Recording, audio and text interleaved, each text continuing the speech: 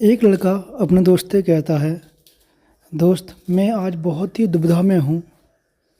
तो उसका दोस्त कहता है कि आप किस दुविधा में हो, क्या बात है, क्यों आप इतना सुस्त हो और सोच विचार में पड़े हुए हो।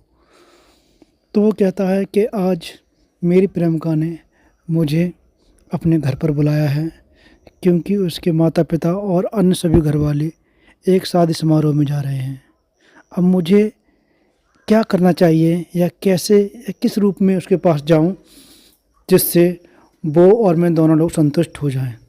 तब उसका जो दोस्त होता है उसको बारी बारी से सब बात बताता है कि आप अपने साथ एक प्रोटेक्शन ले जाना और कुछ सेक्स वर्धक गोलियां होती हैं जो उनको भी साथ ले जाना। वो इस प्रकार की उसे सलाह दे देता है और उसकी सलाह मानकर वो लड़का वैसा ही कार्य करता है और कार्य करने के बाद वो गोली खाकर, दवाइयाँ खाकर और कुछ ऐसा कृत्य करता है कि उसकी जो प्रेमिका होती है उसकी मृत्यु हो जाती है और वो उस प्रेमिका को वहाँ घर पर अकेला छोड़कर और भाग जाता है।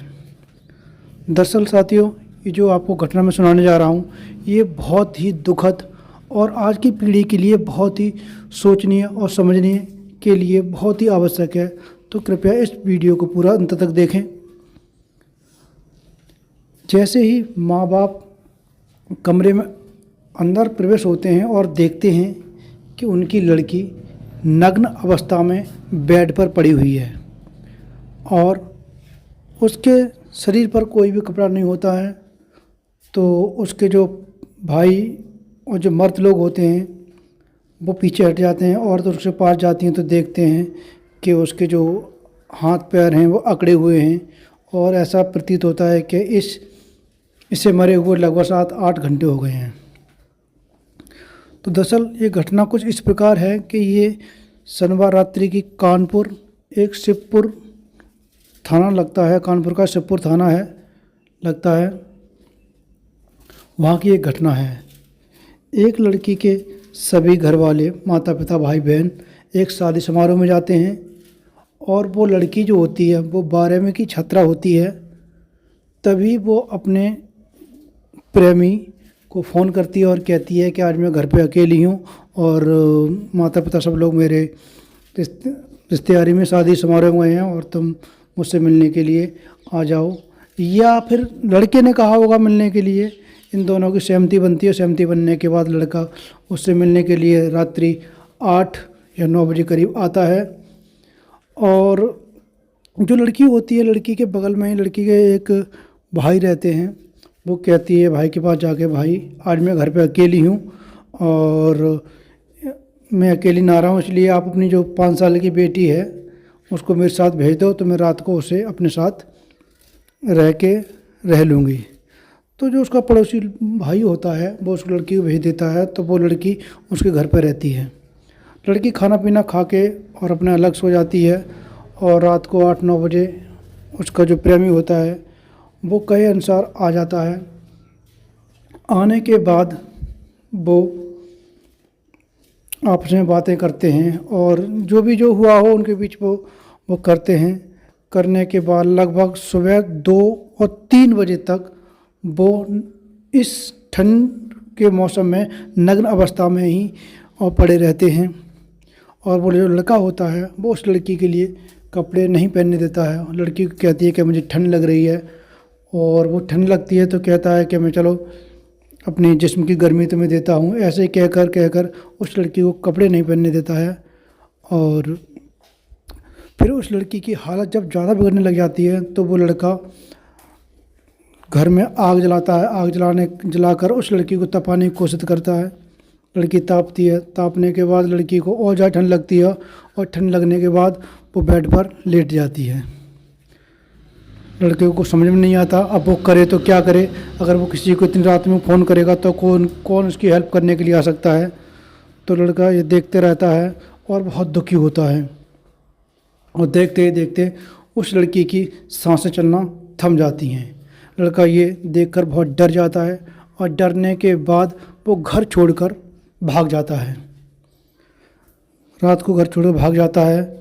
तो जब सुबह होती है और गांव के लोग होते हैं वो आते हैं और उसके माँ बाप भी आते हैं और देखते हैं कि दरवाज़ा बाहर से लगा हुआ है। खोलते हैं, अंदर जाते हैं, लड़की को आवाज़ मारते हैं और वो लड़की जो होती है 12 साल की होती है और अभी वो नाबालिग थी, लगभग उसकी उम्र 17 साल थी। आवाज़ मारते हैं, लड़की नहीं कोई आवाज़ देती है। फिर जाकर अंदर जाकर देखते हैं तो लड़की पूरी नग्न अवस्था में बेड पर पड़ी होती है। और वो देखते हैं, देख के ही बहुत अचंभे में पड़ जाते हैं कि आखिर ये कैसा हुआ है, क्या हुआ, किसने किया। और सभी लोग सोचने के लिए मजबूर हो जाते हैं कि आखिर ये क्या हुआ। फिर जो मर्द लोग होते हैं, माँ बाप, वो बाप होते हैं, पिताजी होते हैं, वो पीछे हट जाते हैं आदमी लोग, और महिलाएं उस बॉडी के पास जाती हैं, देखती हैं कि वो बॉडी होती है पूरी अकड़ जाती है, जिससे हाथ पैर उनके सीधे के सीधे रहते हैं लड़की के, और लड़की के शरीर पर कोई भी कपड़ा नहीं होता है। ये सोचकर बहुत दुखी होते हैं घर वाले और सोचने के लिए मजबूर होते हैं कि क्या हुआ, क्या नहीं हुआ। हम लड़की को साथ ले जाते, अकेला हमें छोड़ कर नहीं जाते तो शायद ये दिन हमें देखने को नहीं मिलता। तो उसमें तो एक व्यक्ति पुलिस को फ़ोन करता है। पुलिस मौके पर पहुंचती है। मौके पर पहुंचकर वो पुलिस वाले भी देख के हैरान हो जाते हैं और सारी घटना की जानकारी परिवार वालों से लेते हैं। तो परिवार वाले बताते हैं कि हम सभी शादी समारोह में गए थे, मेरी बिटिया यहाँ अकेली थी और उसके साथ ऐसा कोई क्या कृत्य हुआ है इसके बारे में हम नहीं जानते। तो पुलिस ने इसकी अच्छे से छानबीन करने की कोशिश की। जो 5 साल की वो बिटिया थी उससे पूछने की कोशिश की तो उसने सीधा मना कर दिया कि मुझे नहीं पता, मैं आई थी, खाना खा के सो गई थी। तो पूछा था यहाँ पर कोई आया था क्या? तो उसने कहा कहाँ, एक भैया आए थे। बस यही सुनते ही पुलिस वालों को कोई शक हुआ कि हाँ इनका कोई प्रेमी या कोई संबंध रखने वाला कोई यहाँ आया है। तो पुलिस ने और इसकी गहनता से जांच की और पास देखा, ढूंढा तो जो सेक्स वर्धक गोलियाँ होती हैं, तो सेक्स क्षमता बढ़ाने वाली गोलियाँ होती हैं, उसका रेफर पड़ा होता है। उस रेफर को उठाकर वो देखते हैं तो उन्हें पता चलता है कि यहाँ कुछ ना कुछ अवश्य हुआ है। इसकी जानकारी और जुटाने के लिए वो और पुलिस गहरी छानबीन करती है। छानबीन करने के बाद वो पूछती है गार्जियन से, माता पिता से, कि आपकी पुत्री का किसी लड़के के साथ प्रेम संबंध कोई था? तो माँ बाप इनकार कर देते हैं, इसके बारे में हमें कोई जानकारी है नहीं। तो फिर पुलिस वाले उस नंबर से आई हुई कॉल की डिटेल निकालते हैं। डिटेल निकालने के बाद फिर उस कॉल को ट्रैक करके वहाँ पता किया जाता है वो लड़का कहाँ की ये कॉल आई है, इससे बात हुई है। तब उसे पता करके उस लड़के के पास पहुँचा जाता है। उस लड़के को पकड़ लिया जाता है। पकड़ने के बाद फिर उससे पूछताछ की जाती है। वो नहीं बताता है तो पुलिस वाले अपनी तरह से पूछने की कोशिश करते हैं उससे।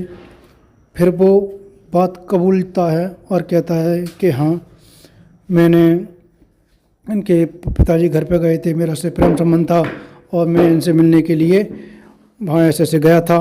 उसने जब सारी घटनाएं सच्चाई बताई थी कि हाँ, मैं सेक्स वर्धक मैंने जो गोलियां खाई थी, वो गोलियां खाने के बाद मैंने रात में 2 बार उनसे संबंध भी बनाए थे। तो ये सुनकर पुलिस वाले अचंभे में पड़ जाते हैं और सोचते हैं कि उसकी मृत्यु कैसे हुई। तब उसने पूरी जानकारी बताई कि उनको ठंड लग रही थी पर मैंने उसे कपड़े नहीं पहनने दिए, इस वजह से उसकी मृत्यु हो गई। डॉक्टर लोग पोस्टमार्टम के लिए वहाँ पर जब लड़की को ले गए थे तो डॉक्टरों की टीम थी, उन्होंने पुष्टि की थी कि इसकी जो मृत्यु हुई है वो ठंड की वजह से ही हुई है। उस लड़के पे बहुत ही गंभीर धाराओं को लगा के, पॉक्सो एक्ट लगा के उसे लड़के को जेल भेज दिया गया है, क्योंकि लड़की नाबालिग ही, बेशक आप दोनों की सहमति थी पर लड़की नाबालिग है, इसलिए एक कानूनी जुर्म था और उस लड़के पे कानूनी कार्रवाई की गई और उस लड़के को जेल में भेज दिया गया है। तो मैं माता पिता से और आज की जो युवा पीढ़ी है उनसे कहना चाहता हूँ कि आप किस ओर जा रहे हो, दुनिया की किस ओर जा रहे हो। ये प्रेम संबंध हमारा यही है कि बस संबंध ही बनाना। आजकल 90% लोग ऐसे हैं जो मात्र संबंध बनाने के लिए ही प्रेम प्रसंग जोड़ते हैं। और मैं माता पिता से कहूँगा, अपनी बच्ची अगर युवावस्था में है तो उसे अकेले उसके कहने पर अकेले घर पर ना छोड़ें, अपने बच्चों पर भी थोड़ा अवश्य ध्यान दें। और ख़ासकर युवा पीढ़ी से कहना चाहूँगा कि ऐसी वीडियो से और ऐसी घटनाओं से आपको सीख लेनी चाहिए और ऐसी घटना भविष्य में ना हो, इस पर भी आपको एक सोचना चाहिए। तो साथियों, यदि आपको मेरी वीडियो अच्छी लगी हो तो वीडियो को लाइक करें और अपने दोस्तों को शेयर करें और चैनल को सब्सक्राइब करें। धन्यवाद साथियों।